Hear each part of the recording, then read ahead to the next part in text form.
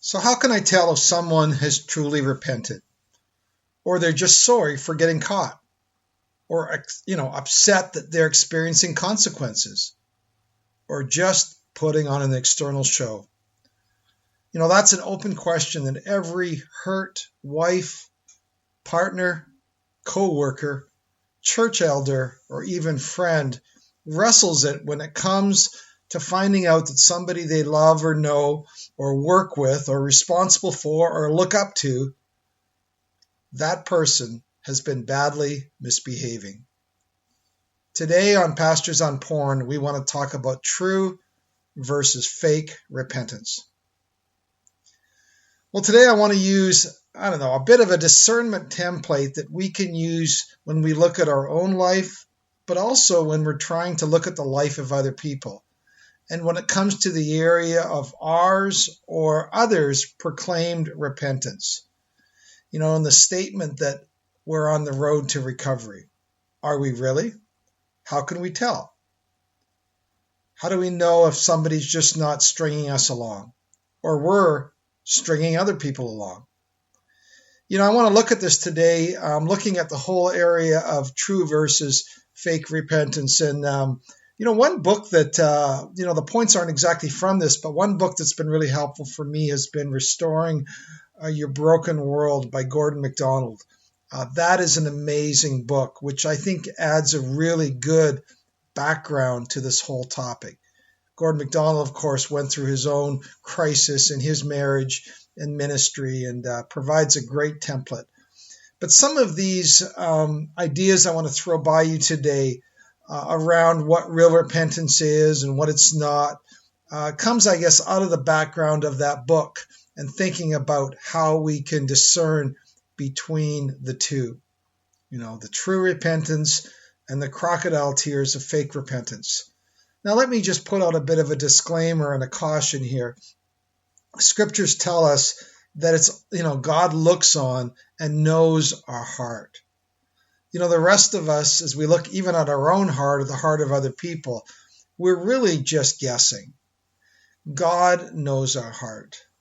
And discernment is always a bit of a flawed process, but I want to give you today, I think, some breadcrumbs or some clues that we can use to try to figure out true versus fake repentance. And let's start by talking a little bit what I think that real repentance is not. First of all, real repentance isn't great proclamations. Most of us have made great proclamations or resolutions or come up with great themes for the coming year. The vision for 2020 is, and I wonder how that worked with COVID, but, we had these great visions and we make these great gestures. We show all sorts of upselling ourselves, smoke and light, the effects, all of that isn't necessarily or probably isn't repentance. Great sound and light effects aren't necessarily substance when it comes to repentance. So let's move past the proclamations. Let's also move past the whole area of emotions. I think real repentance is not indicated by the presence or absence of displays of emotion. Displays of emotions are just that, displays of emotions. But they're actually very poor indicators of the presence or absence of repentance. Real repentance doesn't try to explain away or excuse your actions, by how you were raised or the stressful job you were in or the pressures you're under. Yeah, they can help maybe in an area of understanding in terms of what needs to change, but don't get confused by them when you're actually excusing away what you did and why you did it. Oftentimes, they're just a bit of a way of self-pity and excuse making, in my understanding anyways. Here's the next one. Real repentance doesn't shift away the responsibility from ourselves and blame shifted onto another person. Saying if this person in my life or this situation were different, then I wouldn't have acted this way. All of that is shifting the blame away from us. I have come to smell a rat in the following statement, and whenever I hear it, I always cringe. It's this statement: I know I'm not perfect, but usually what that means is I don't want to talk about myself and my actions. I would like to now take the focus and, I'd like to talk more about you and the role that you played as opposed to me and my actions. Here's another one. Real repentance doesn't try to modulate or direct other people's responses to our bad behavior. You need to forgive me, or you need to restore me, or you need to take me back. All of that is we're trying to direct how other people should respond to us. And for me, that's not true repentance. Here's another one. Real repentance doesn't try to mitigate the consequences. We will all experience consequences at some point. And for many, it's actually helpful for motivating the turnaround that we talked about last podcast. You don't, though, get to decide or direct the consequences. Simply submit to them. It's interesting when David was found out. Now, God gave him the example where he could choose between one of three things. And it's interesting. He said, Lord, I would rather come under your discipline than the discipline of other people, because at least I know in your hands there's an abundance of mercy. Well, that would be nice if we were given the option sometimes, but most of us aren't given the options, and we can't direct how other people respond to us or the consequences that may be visited on our life. Here's another one. Real repentance doesn't allow you to choose how to maintain your image, respectability, honor, privacy, dignity, or whatever. This whole idea of let's keep this secret for the sake of the church, for the sake of my kids, for the sake of my wife. All of that for me just kind of comes back into almost image management sort of territory. How would you like to be one of the biblical characters where their foibles are written down for everybody for all ages? Next one, real repentance doesn't let us set the agenda. It lets others set the agenda. It may feel humiliating, but really it's more of a humbling process. I was talking to a man recently who his wife said to him, I don't believe anything you say. I want you to take a lie detector test. I need you to. And he was like, what? For me, he just felt like that was over the top to take a lie detector test. But that's what she needed and her agenda. Or the wife that says, I need us to take some time away from our normal sex life because I need this to get healthy. It hasn't been healthy. Again, it's the resistance to that where we're trying to micromanage the process and how it plays out. All of that smacks to me of not real repentance.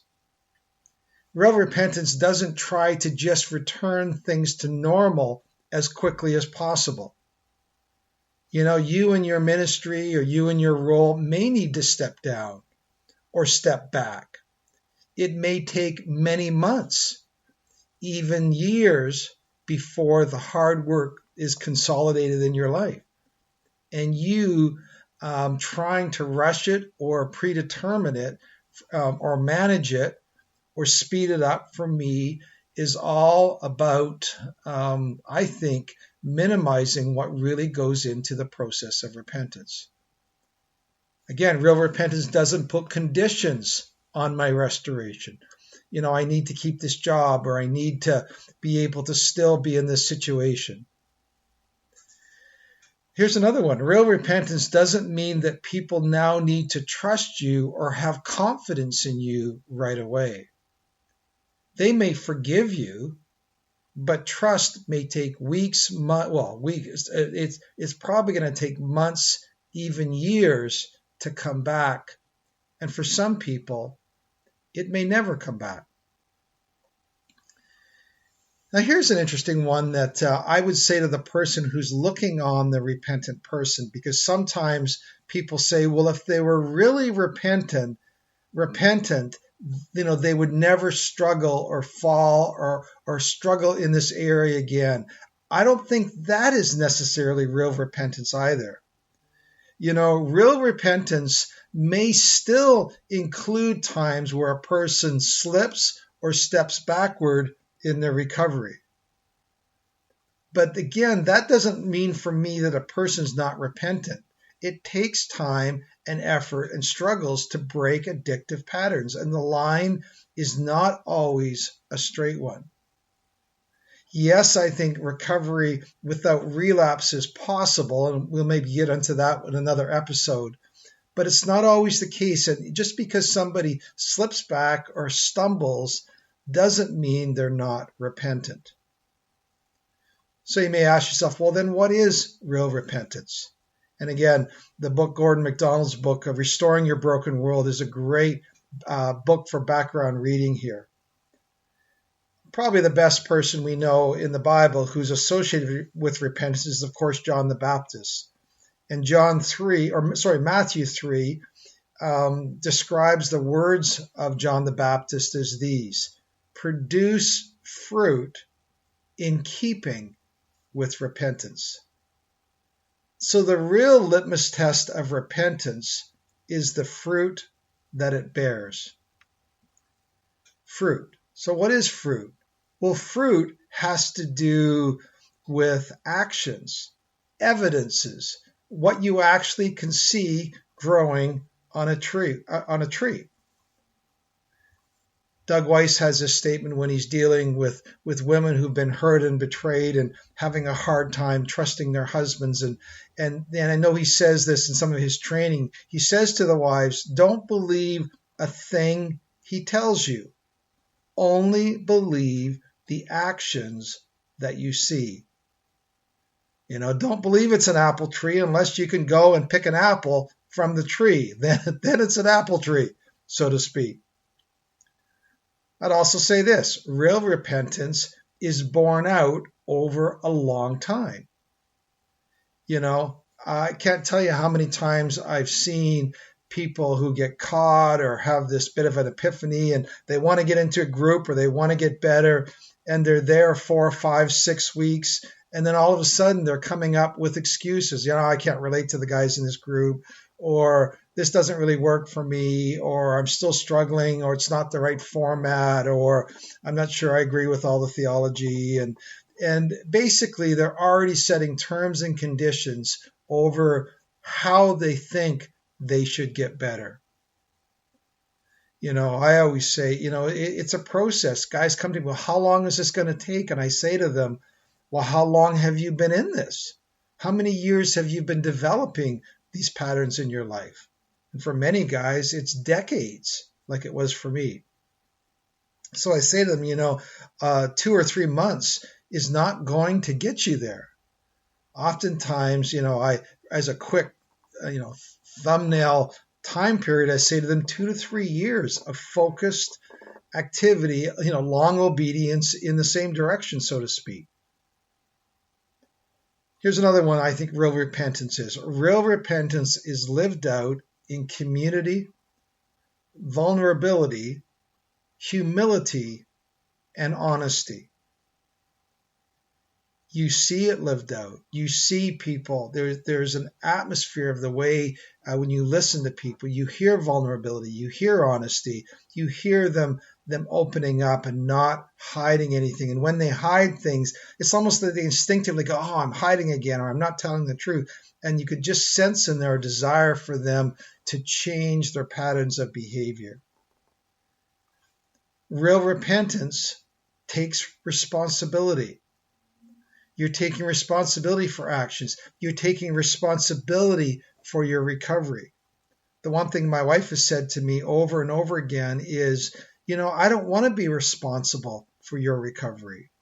The one thing she's loved and looked at me, and she said, you know what? I know you take this seriously by the things you're doing. I don't have to nag you. I don't have to pressure you. I don't have to create this environment. You're already leaning into it. All of those are evidences of repentance. Sometimes it's helpful to hear a picture, to see a picture of somebody who's going through, or how somebody navigated what this looks like. I shared in my last podcast on the Finding Traction side that I've passed the lead pastor role off in the last couple of months to a younger couple, Jeff and Megan Webb, who are in their 30s. And, Jeff and Megan have their own story of restoration. Jeff has his own story of recovery. And I want to, recently, Jeff and Megan were interviewed on the podcast, Restored to More. It's restored, then the number 2 and the word more.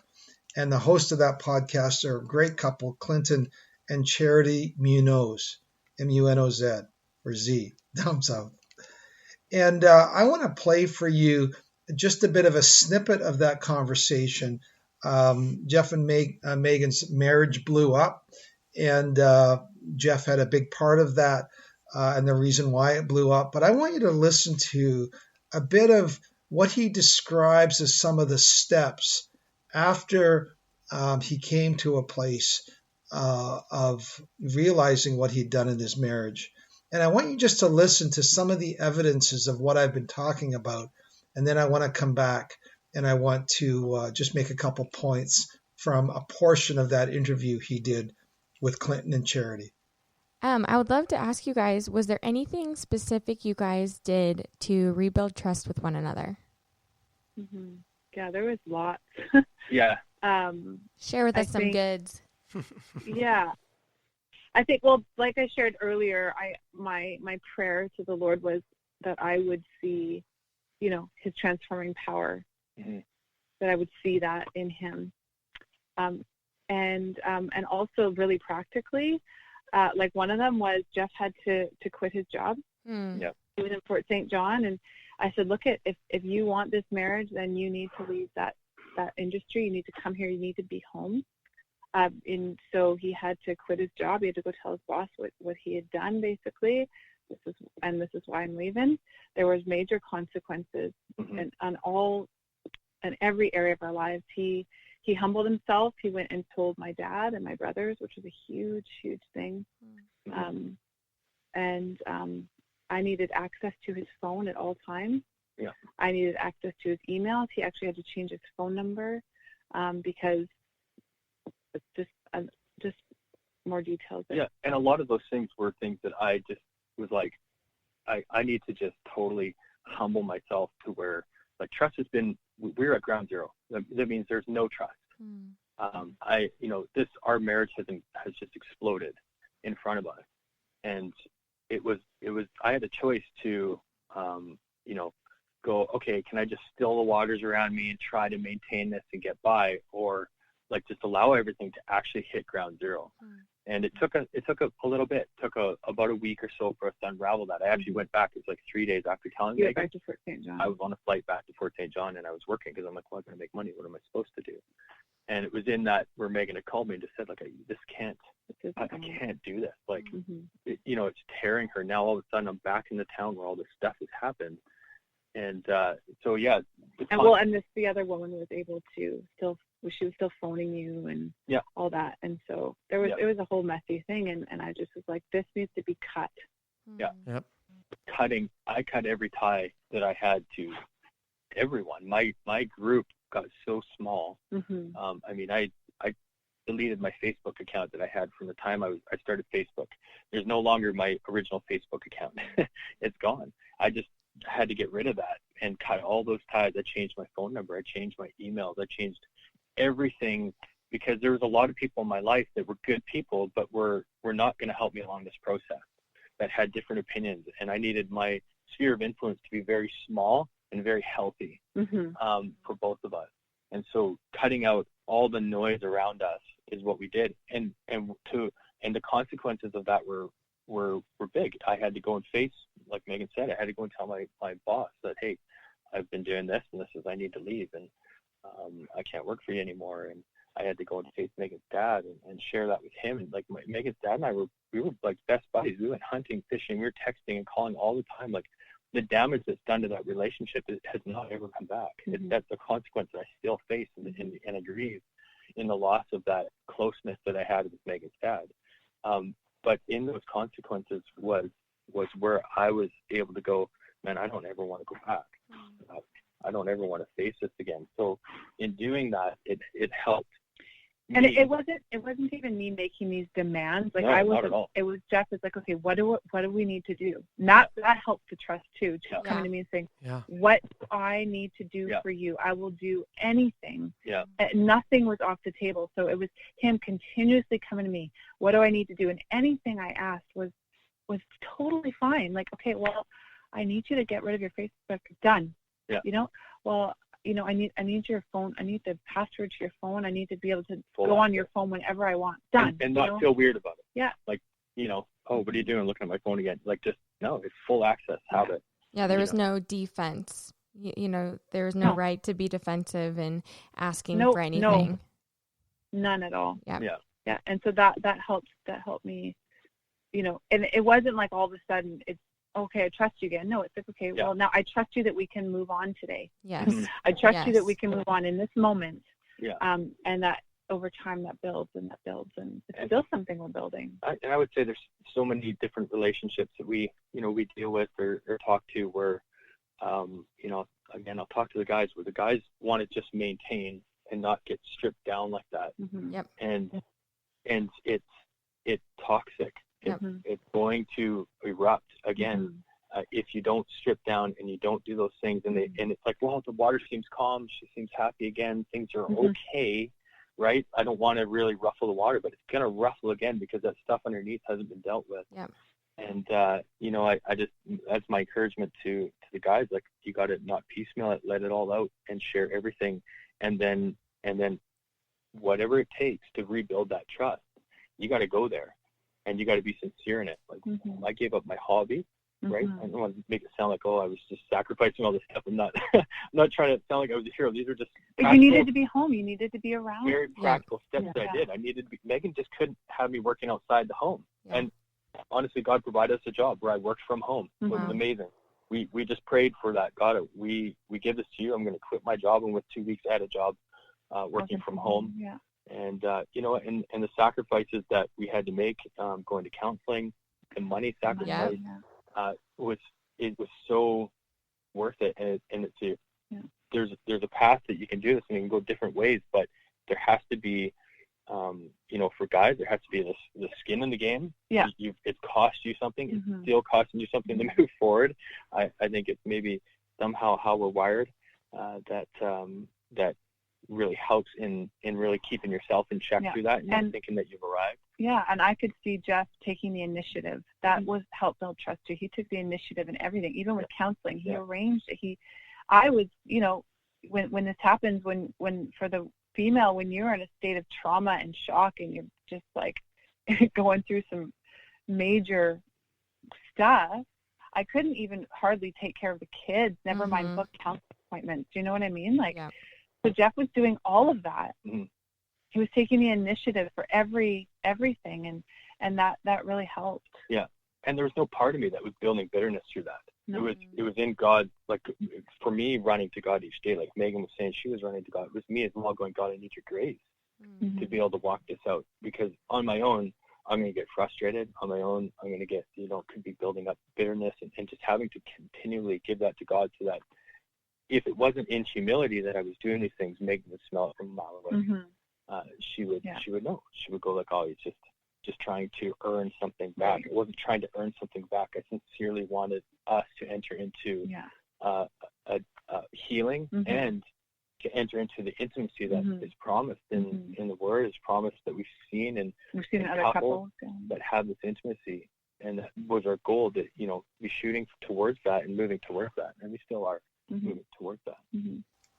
There's something in that interview that really struck me.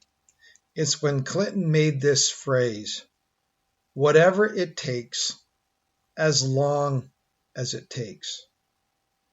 You see, for me, that statement and then the example of what Jeff was demonstrating there are examples to me of what repentance looks like, tastes like, smells like.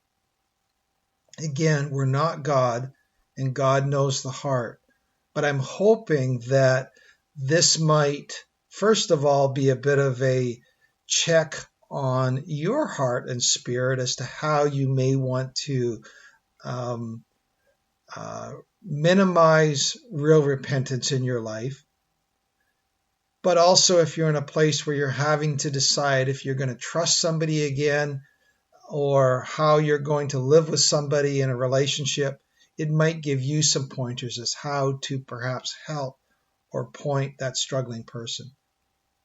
So God bless you. Here's to the true life that comes from walking a road of repentance. God bless you.